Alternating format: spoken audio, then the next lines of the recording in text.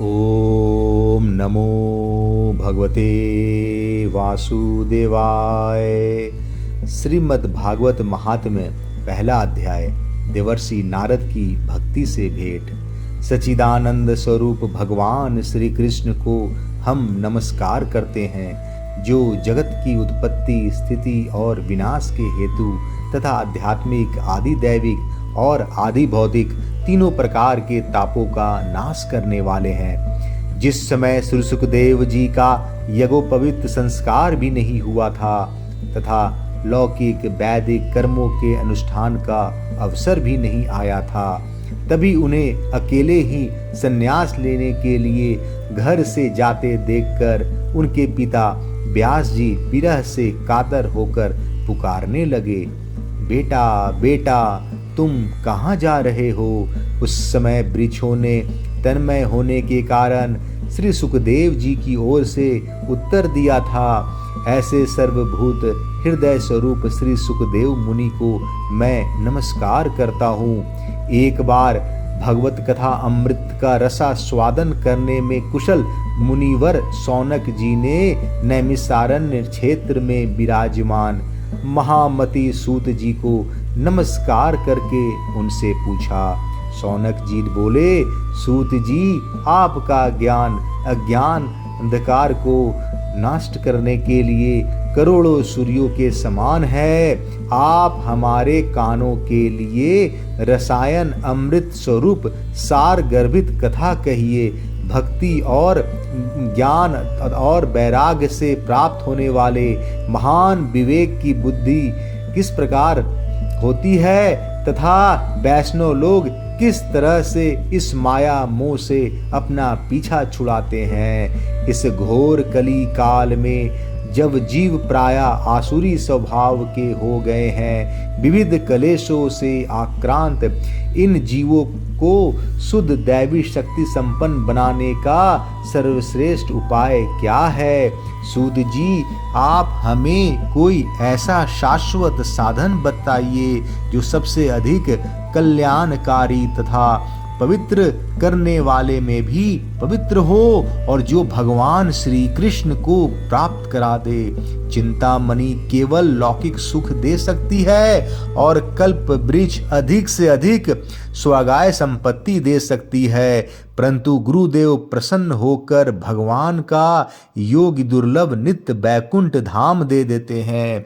सूत जी ने कहा, शौनक जी तुम्हारे हृदय में भगवान का प्रेम है, इसलिए मैं विचार कर तुम्हें संपूर्ण सिद्धांतों का निष्कर्ष सुनाता हूँ, जो जन्म मृत्यु के भय का नाश कर देता है, जो भक्ति के प्रवाह को बढ़ाता है और भगवान श्री कृष्ण की प्रसन्नता का प्रधान कारण है। मैं तुम्हें वह साधन बतलाता हूँ, उन्हें सावधान होकर सुनो। श्री सुखदेव जी ने कलयुग में जीवों के काल रूपी सर्प के मुख का ग्रास होने का त्रास का अत्यधिक नाश करने के लिए श्रीमद् भागवत शास्त्र का प्रवचन किया है।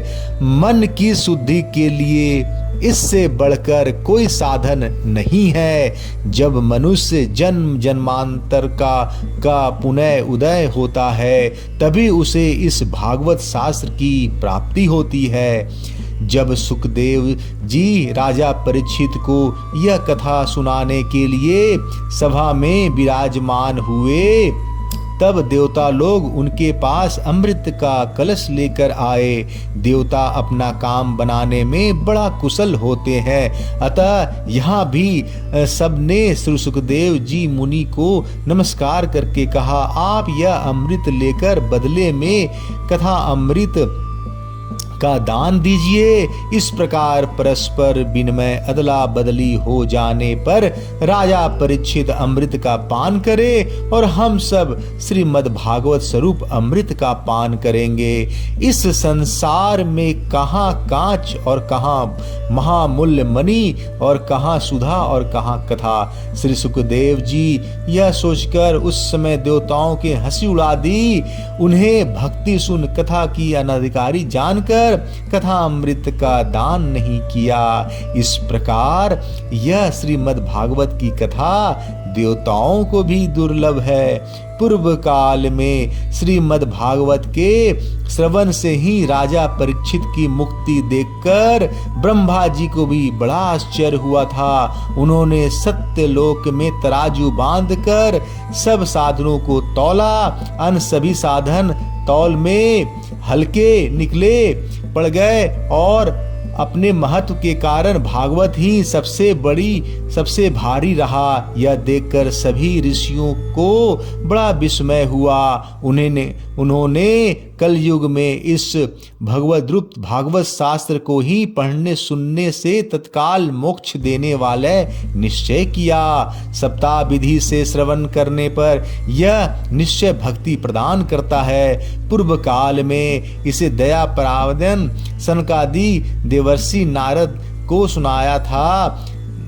यद्यपि देवर्षि ने पहले ब्रह्मा जी के मुख से इसे श्रवण कर लिया था, तथापि सप्ताह श्रवण की विधि तो उन्हें सनकादि ने ही बतलाई थी। शौनक जी ने पूछा, संसारिक प्रपंच से मुक्त एवं विचारशील नारद जी का सनकादि के साथ संयोग कहाँ हुआ और विधि विधान के श्रवण में उनकी प्राप्ति कैसे हुई? सुक जी ने कहा, अब मैं तुम्हें वह भक्तिपूर्ण कथा सुनाता हूँ जो श्री सुखदेव जी ने मुझे अपना अनन्य शिष्य जानकर एकांत में सुनाया था।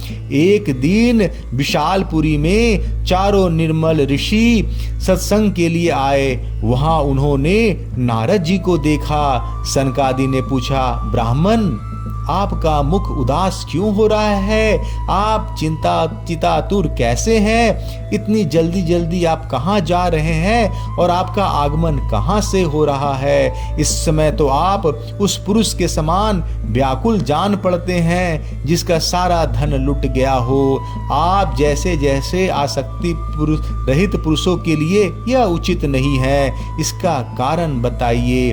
नारद जी ने कहा, मैं सर्वोत्तम लोक समझकर पृथ्वी में आया था। यहाँ पुष्कर, प्रयाग, काशी, गोदावरी, नासिक, हरिद्वार, कुरुक्षेत्र, श्रीरंग और सेतुबंध आदि कई तीर्थों में मैं इधर उधर विचरता रहा, किंतु मुझे कहीं भी मन को संतोष देने वाली शांति नहीं मिली। इस समय अधर्म के सहायक कलयुग ने सारी पृथ्वी को पीड़ित कर रखा है। अब यहाँ सत्य, तप, शौच, बाहरी भीतर की पवित्रता, दया, दान आदि कुछ भी नहीं है। बेचारे जीव केवल अपना पेट पालने में लगे हुए हैं।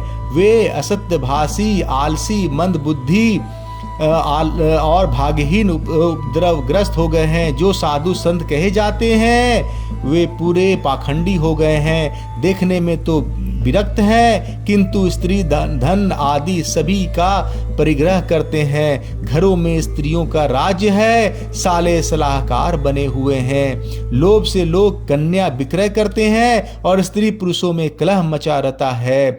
महात्माओं के आश्रम, तीर्थ आदि नदियों पर यवनों विधर्मियों का अधिकार हो गया है। उन दुष्टों ने बहुत से देवालय भी नष्ट कर दिए हैं। इस समय यहाँ न कोई योगी है, न सिद्धि, न ज्ञानी, न सत्कर्म देने वाला ही है। सारे साधन इस समय कले रूप दावानल से जलकर भस्म हो गए हैं। इस कलयुग में सभी देशवासी बाजारों में अन्न बेचने लगे हैं। ब्राह्मण लोग पैसा लेकर वेद पढ़ाते हैं और स्त्रियां वेश्यावृत्ति से निर्वाह करने लगी हैं। इस तरह कलयुग के दोष देखता और पृथ्वी पर विचरता हुआ मैं यमुना जी के तट पर पहुंचा, जहां भगवान श्री कृष्ण भी अनेकों प्रकार से लीलाएं हो चुकी है। मुनिवर सुनिए, अब वहां मैंने एक बड़ा आश्चर्य देखा। वहां एक युवती स्त्री खिन्न मन से बैठी थी। उनके पास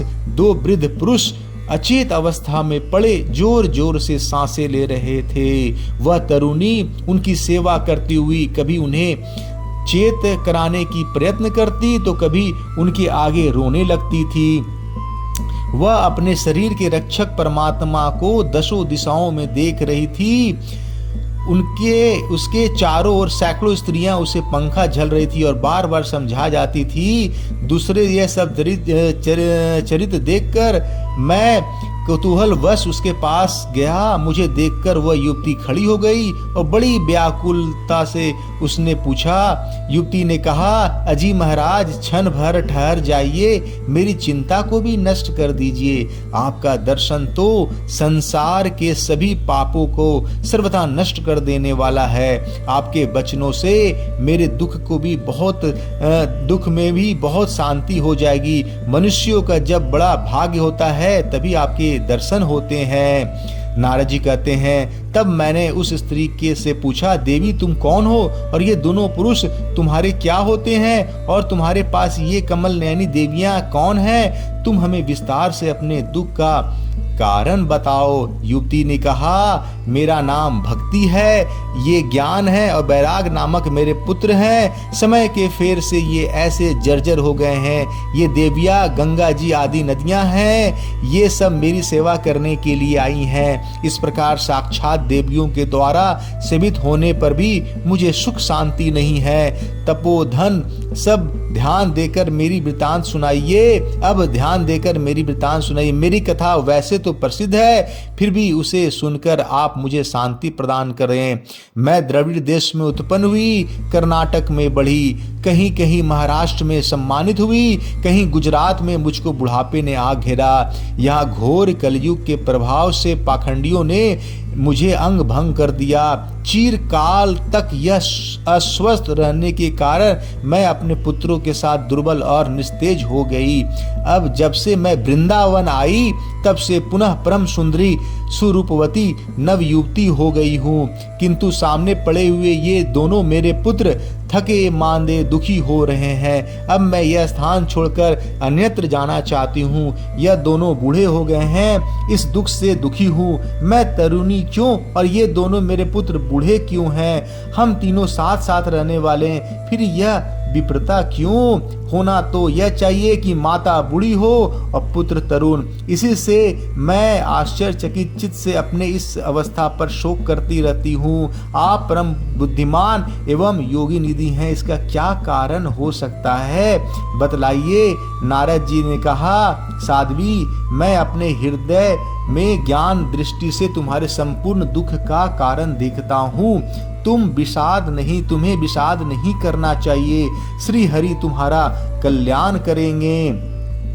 सूत जी कहते हैं, मुनिवर नारद जी ने एक क्षण में ही उनका कारण जानकर कहा। नारद जी ने कहा, देवी सावधान होकर सुनो, यह दारुण कलयुग है। इसी से इस समय सदाचार, योग मार्ग और तप आदि सभी लुप्त हो गए हैं। लोग सठता और दुष्कर्म में लगकर अधासुर बन रहे हैं। संसार में जहां देखो वहीं सत्पुरुष दुख से मलान है और दुष्ट सुखी हो रहे हैं। इस समय जिस बुद्धिमान पुरुष का धैर्य बना रहे वही बड़ी ज्ञानी और पंडित है। पृथ्वी क्रमशः प्रतिवर्ष शेष जी के लिए भार रूप होती जा रही है। अब यह छूने योग तो क्या, देखने योग भी न रह गई है और इसमें कहीं मंगल भी नहीं दिखाई देती।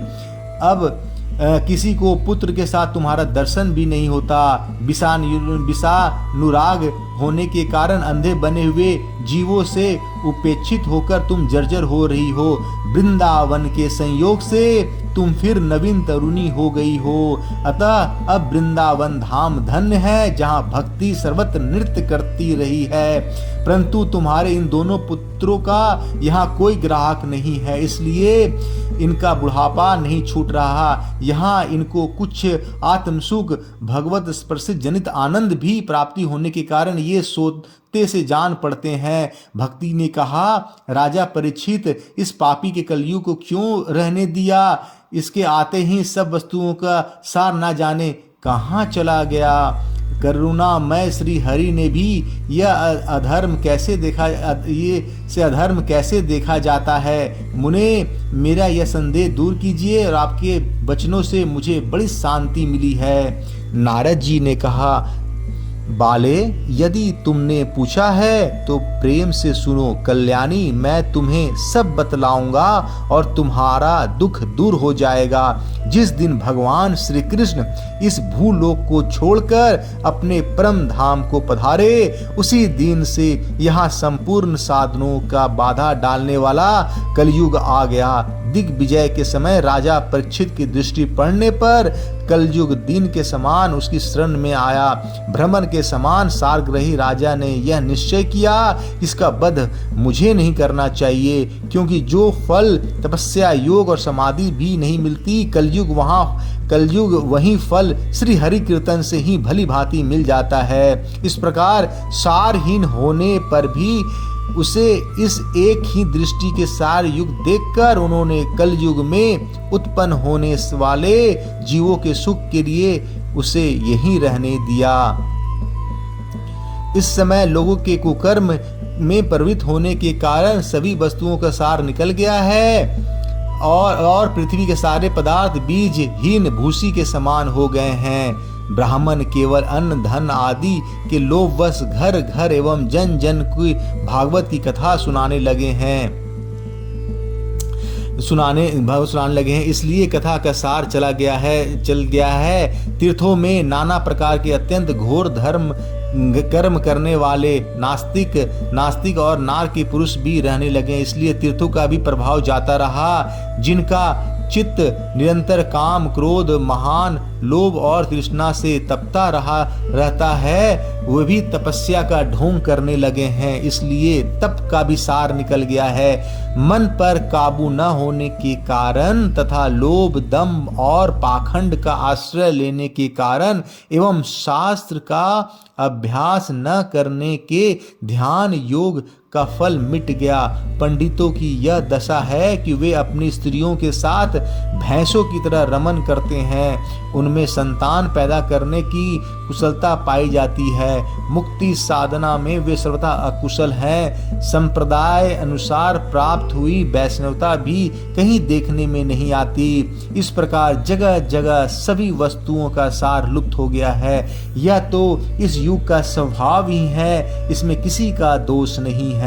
इसी से पुंडरीकाक्ष भगवान बहुत समीप रहते हुए भी यह सब सह रहे हैं। सूत जी कहते हैं, शौनक जी, इस प्रकार देवर्षि नारद के वचन सुनकर भक्ति को बड़ा आश्चर्य हुआ और फिर उसने जो कुछ कहा उसे सुनिए। भक्ति ने कहा, देवर्षि आप धन्य हैं, मेरा बड़ा सौभाग्य था जो आपका समागम हुआ। संसार में साधुओं को के दर्शन का से ही समस्त सिद्धियों का परम कारण है। आपका केवल एक बार का उपदेश धारण करके कथा दुकुमार प्रहलाद ने माया पर विजय प्राप्त कर ली थी। ध्रुव भी आपकी कृपा से ध्रुव प्राप्त किया था। आप सर्वमंगल और साक्षात श्री ब्रह्मा जी के पुत्र हैं। मैं आपको नमस्कार करती हूँ। जय श्री कृष्ण। पहला अध्याय समाप्त।